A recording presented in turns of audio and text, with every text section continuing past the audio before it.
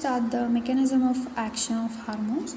So first one, you can understand if any hormone want to work, it will first bind to a receptor at the target cell, right? And the second step is the receptor are mainly the large proteins with each cell like 2000 to 10,000 receptors, so like 10 not 10 100,000 receptors means there are really lot of receptors, but there are like or not always ready to take up the hormone according to the blood levels, as we discussed up regulation, down regulation. So according to the blood levels of hormones, they keep on changing, and the receptor is also always specific for the single hormone. Whatever the hormone comes, it cannot bind to whatever the receptor, but always it's specific for the single hormone. So increase in hormone concentration may decrease the receptor. Like increase in hormone concentration, as we discussed in the case of down regulation, they decrease the receptor. So because of this, the receptor is now less sensitive for hormone.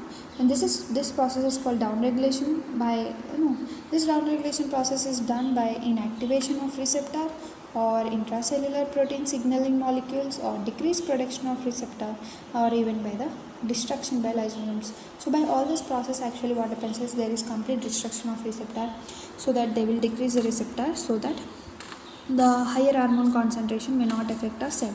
Next, receptor on the cell membrane is specific for protein, peptide or catecholamine. The receptor in the cytoplasm is for steroid hormones. So now we need to see this, very important. Receptor for every protein or peptide or catecholamine is specific. So especially for steroid hormones like progesterone, estrogen, like these are all the steroid fat hormones. So for them, the receptor is always present in the cytoplasm. But coming to the thyroid hormone, the receptor is in the nucleus. Why? Because thyroid hormone can easily cross the membrane. It can enter inside the nucleus, and it can fine.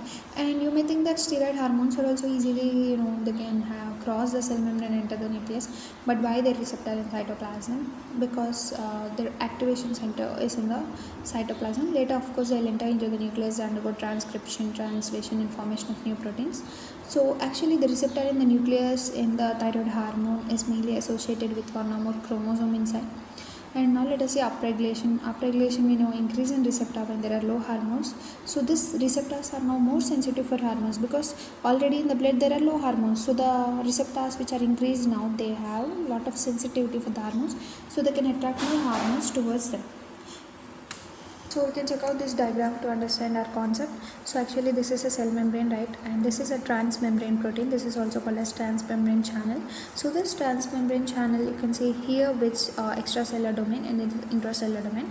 So through the extracellular domain, any of the receptor binds and gives a signal. So because of that, in the intracellular domain also there will be some phosphorylation, some changes, and because of this, inside the cells there will be some number of process going on.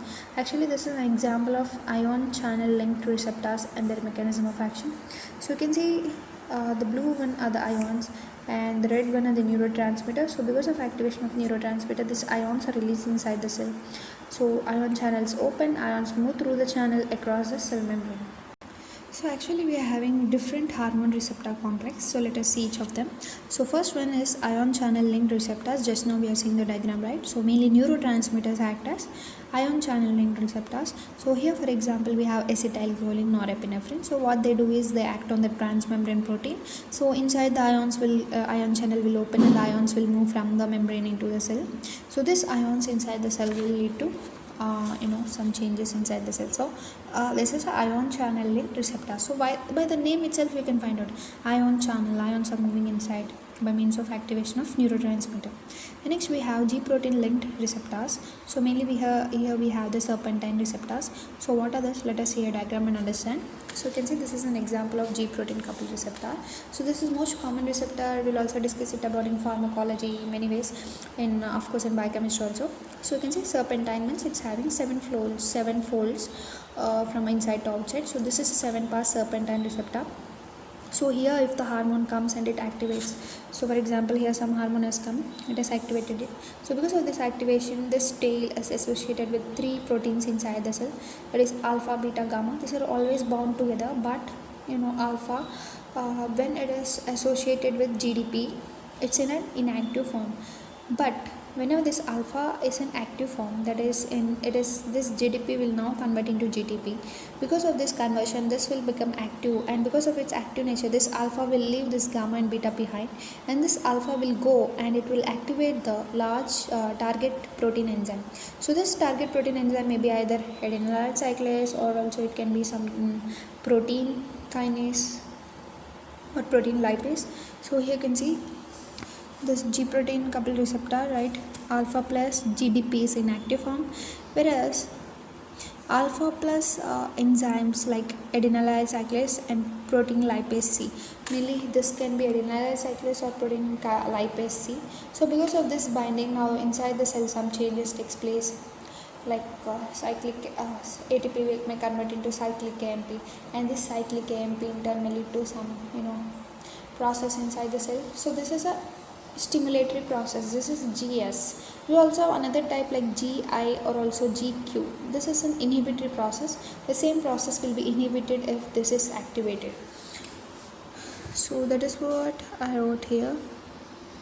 So this is about G protein linked receptor. Next, let us see enzyme linked receptors. So enzyme linked receptors, we have insulin receptor as an example and leptin receptor. So especially in the leptin receptor, you can see the JAK-STAT pathway. So what is this JAK-STAT pathway? Let us see. So you can see the cell here. This is a JAK-STAT pathway. Actually leptin has come and it has activated this receptor, and this receptor in turn may activate either JAK2 or also STAT3 by phosphorylation of, you can see, by phosphorylation of first the JAK2 proteins. They will lead to activation of certain enzymes inside the cell. It will lead to some physiological effects like mRNA is converted into translation. This process is done by STAT. So first understand JAK pathway is nothing but it activates some enzymes, so there will be some physiological effects. Next, coming to STAT, this will also get phosphorylated. You can see this P is indicating phosphorylation. So because of this phosphorylation, they reach inside the nucleus. In the nucleus, they will act upon the DNA. They will do mRNA, like they'll transcribe. Next, after transcription, they lead to translation, and finally they lead to formation of new proteins. So these are all the changes which are going inside the cell because of an activation of leptin receptor. So this leptin is mainly an enzyme linked receptor. So before we have discussed G protein, now we have completed enzyme link, and finally we have intracellular receptors. So before intracellular receptors, we'll also discuss the cyclic AMP second messenger pathway. Before seeing this cyclic AMP pathway, we need to see some of the hormones which use receptor tyrosine kinase signaling. So tyrosine kinase signaling is nothing but this JAK-STAT pathway. This JAK-STAT pathway is also called as tyrosine kinase signaling. This tyrosine kinase we'll see in deep in our biochemistry. So actually here these hormones are fibroblast growth factor, growth hormone, hepatocyte growth factor, insulin like growth factor 1, leptin, prolactin, vascular endothelial growth factor. So these are all the hormones which mainly work by this JAK-STAT pathway. Next, let us try to understand the cyclic AMP like second messenger pathway. So this is another type of pathway. Here actually what happens, here also we have serpentine receptor. So hormone comes, bind here, and it gets activated again. Same, we have the three subunits inside the cell, alpha, beta, alpha, beta, gamma, right? So actually when already alpha, beta, gamma, when they are associated with GDP, they are in inactive state. But as you can see here, it is with GTP, so it will get activated. So because of its activation, it may either, you can see it is attaching with adenylyl cyclase, or also it may also attach to some other protein like protein lipase C. So in this example, you can see it is attaching with adenylyl cyclase. So because of this attachment, the ATP which is present inside the cell will be converted into cyclic AMP, and this cyclic AMP, so you can see inactive cyclic AMP dependent protein kinase. So there are some protein kinases inside the cell which are mainly dependent on cyclic AMP. So this cyclic AMP, because as now cyclic AMP has increased in the cell, so because of this inactive cyclic AMP dependent protein kinase is converted into active cyclic AMP dependent protein kinase. So now this protein kinase, what it does is mainly ATP in the presence of acting with protein, in the presence of this protein kinase will convert into ADP and phosphate, and also it will release some protein. This protein is nothing but cellular response. So as a hormone has come, the cellular response has come. So this is a second messenger cyclic AMP, adenylyl cyclase cyclic AMP pathway.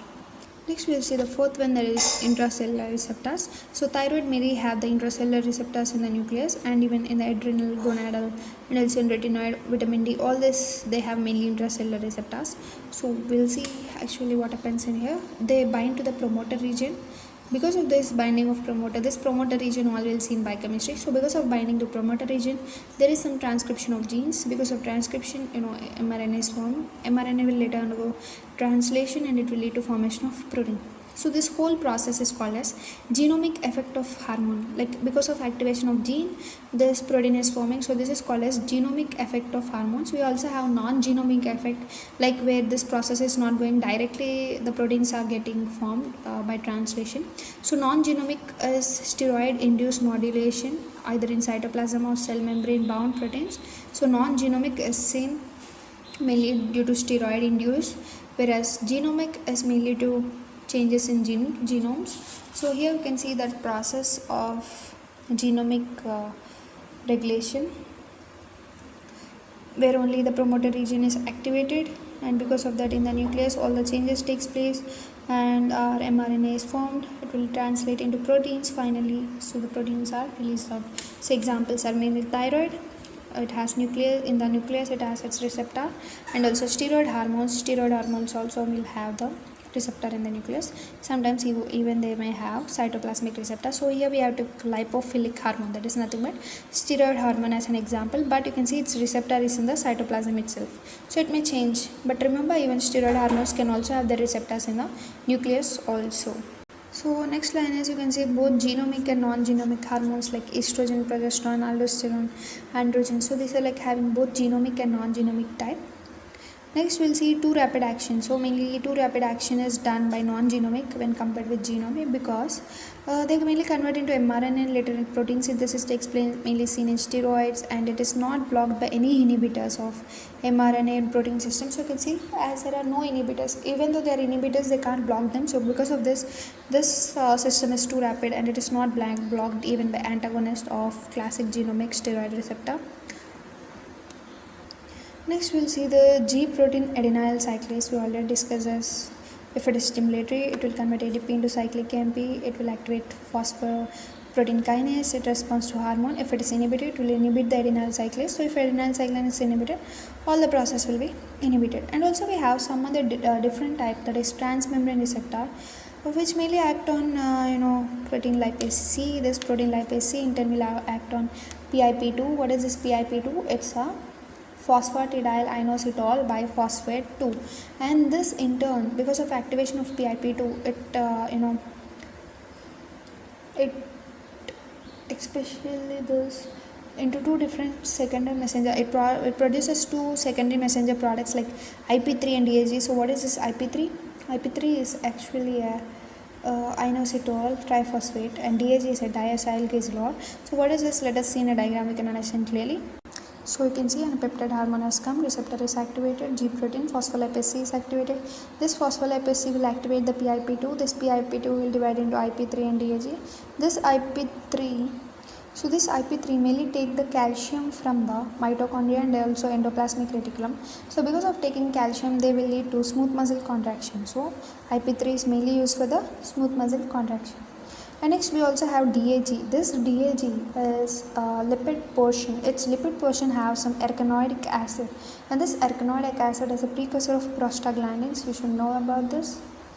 And this DAG will also activate the protein kinase C. You can see inactive protein kinase C is converted into actin protein kinase C, and this protein kinase C will phosphorylate the different proteins and finally form the protein which is a cell response. So cell response is on two types, by IP3 and also DAG. IP3 cell response is release of calcium from endoplasmic reticulum and mitochondria, and the DAG cell response is production of protein mainly by activation of protein kinase C. So these are the very important mechanism we are discussing about each and every receptor and hormone receptor interactions. These are called as hormone receptor interactions. We have seen till now the ion channel linked receptors, we have seen G protein linked receptors, we have seen enzyme linked receptors, we have seen the intracellular receptors, and now we are seeing the cyclic AMP adenyl cyclase receptors, and this one is G protein and our It's G protein secondary messenger system. So here you can see some of the examples of hormones which use this adenylyl cyclic AMP second messenger system. You have ACTH, angiotensin 2, calcitonin, catecholamine, FSH, glucagon, HCG, LH, PTH, secretin, somatosine. So you can check out this table. So if you observe, all this are, most of them are anterior pituitary hormones, and most of the posterior pituitary most of the hypothalamic hormones are like hormones which use phospholipase C secondary messenger system. So phospholipase C secondary messenger system is nothing but this one, IP3DAG1. This is a phospholipase C system. So you have angiotensin 2, catecholamines, mainly alpha receptors, gonadotropin releasing hormones, growth hormones, oxytocin, TRH, vasopressin. So all these are mainly hypothalamus hormones, whereas you can see most of them are anterior pituitary hormones. Of course, here you also have vasopressin and oxytocin, which are posterior pituitary hormones. So all these are which follow this kind of mechanism. So next we are going to see the calcium calmodulin system. Actually what happens here is, actually the maximum amount of calcium should enter the cell like about 10 power minus 6 to 10 power minus 5 moles per liter. That much of calcium only if it enters, then only this system will get activated. So after entering into the cell, it gets attached with the calmodulin. So you can see here, this is the first messenger receptor, extracellular fluidia, intracellular. Increased calcium entry via cell membrane calcium channels. Increased calcium is released from endoplasmic reticulum. So increased calcium in cytosol inactive calmodulin is converted into now the active calcium calmodulin, because calcium is now bind with the calmodulin. So because of this there is activation. If there is activation, it will lead to, you can see, active calmodulin dependent protein kinase will be converting the protein into ATP into protein and phosphate, that is giving a cellular receptor. So you can see inactive calmodulin dependent protein kinase will be converted into active protein. So because of this there is also myosin light chain kinase is activated, lead to smooth muscle contraction. And sometimes not only activation, the same pathway may also be inhibited. So this is important. So next we have the steroid hormones which increase the protein synthesis. Steroid hormones have the capacity to increase protein synthesis. They enter the cytoplasm and associated with R receptor desmolase, and in the nucleus they bind at the DNA, and especially they do transcription, convert the mRNA, they form the mRNA by transcription, and later this mRNA enters the cytoplasm. There they undergo translation in the ribosome, they finally form the proteins. So we can take an example for a better understanding, like aldosterone from the adrenal cortex. It enters cytoplasm and it is associated with some receptor in the renal tubule. So this receptor is called mineralocorticoid receptor, and after 45 minutes the protein begin to appear in the renal tubular cell and promote the sodium reabsorption, at the same time potassium secretion. So we know aldosterone function, right? So full action of steroid hormone is delayed for like about 45 minutes up to hours, or even sometimes for days. So opposites, this function is like completely opposite to vasopressin. So because vasopressin, it's an antidiuretic hormone. What it does, it tries to reabsorb more water and more sodium, but aldosterone is completely different. It tries to antidiuretic hormone is the one, if it is present it will do all this, but if it is absent it will lead to diuresis, right? Like a lot of urine is lost. But aldosterone is different. It tries to reabsorb more sodium, more water, and secrete more potassium, so that water and salt are retained and the potassium is excreted out in the cell. So next you can see thyroid increase gene transcription in nucleus, like T3 and T4, which activate the transcription in the nucleus, and 100 or more proteins are formed by activation of T3 T4. That is the reason why which enhance the metabolism of the body. So thyroid hormone is very much essential. We'll see all these details of thyroid hormone in further classes. So now let us see the measurement of hormone concentration. So how can we measure the hormone concentration in blood? Mainly we have two processes, radioimmunoassay and ELISA. So what we do in radioimmunoassay? So first we take an antibody which is against the hormone produced. So this antibody will get combined with the hormone, especially the hormone which is tagged with radioisotopes. So actually we have another hormone which is a normal hormone without any radioisotopes. So both will compete equally to bind with this antibody, because this is the antibody against that hormone, right? So both of them will compete equally. But for example, if this radioisotope hormone is binding more with our antibody, then we can confirm that the natural hormone of that level is low. But if the natural hormone is only competing and it's binding more with the antibody, means we can find out that this hormone is more in this specific type of tissue. So this is measured by radioactive counting technique. So if so that is what I wrote. Increased radioactive hormone bind to antibody mean concentration of normal hydrogen hormone is small, and converse is true. So by standard curve, and we have one more thing, that is ELISA, right? Before ELISA we also use a standard curve, uh, it like little of billionth or trillionth of hormone as assayed or unknown. Yeah, actually we use a standard curve to know the even unknown hormone which is present in our this radioimmunoassay. So you can see this is a standard curve. Even by this we can find out the unknown hormone which is binding to our antibody in our radioimmunoassay. Next we'll see the ELISA. So ELISA is the test that combines the specificity of antibodies with the sensitivity of simple enzyme assays.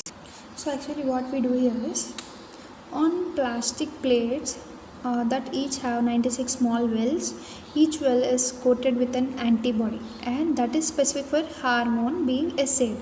So samples or standards are added to each of the wells, followed by a second antibody that is also specific for hormone but binds to a different site of hormone molecule. A third antibody that is added recognizes antibody 2 and it is coupled to an enzyme that converts a suitable substrate to product that can be easily detected by calorimetric or fluorescence optical method. Because each molecule of enzyme catalyzes the formation of many thousands of product molecules, even small amounts of hormone molecules can be detected. In contrast to competitive radioimmunoassay methods, ELISA method use excess antibodies so that all hormone molecules are captured in antibody hormone complexes. Therefore, the amount of hormone present in the sample or in the standard is proportional to the amount of product formed. The ELISA method has become widely used in clinical and research laboratories because it does not use radioactive isotopes. Much of the assay can be automated using 96 well plates, and it has provided to be a cost-effective and accurate method for assessing hormone levels.